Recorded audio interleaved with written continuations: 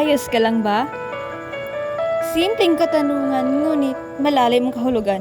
Subukan mo yang itanong sa iyong pamilya at kaibigan. Nang sa ganoy, mong hindi pangkaraniwang ang nabigkas mong katanungan.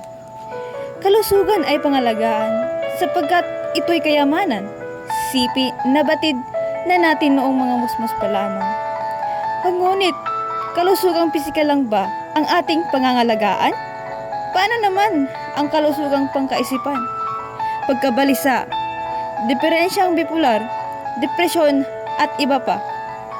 Iba't ibang sakit na kahirap lunasan, sakit na kahirap labanan. Subalit, itatak natin sa bawat isipan na ang mga ito'y hindi kailanman naging kahinaan.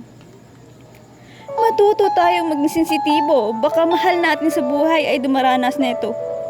Sabay nating unawain at huwag gawing biro.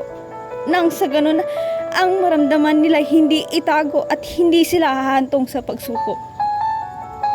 Makinig ka o makinig ka, oo ikaw makinig ka at simulang ibuka ang mga mata sa kalusugang pangkaisipan na hinaharap nating problema.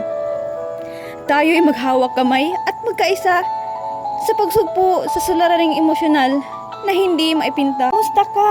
Oo, ikaw kumusta ka? Ayos ka lang ba? Manatili ka sanang nakatayo at umaasa. Pinagdaraanan mo'y gaano man kahirap ngayon. Naway, batid mong mayroong solusyon sa bawat hamon. Tumingala ka sa kalangitan, ipikit ang mga mata't manalangin sa kataas-taasan. Naway, batid mong siya ang lunas sa lahat ng iyong pinagdaraanan.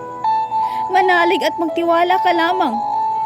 Nang sa ganoy, malamang mong siya'y hindi pangkaraniwan.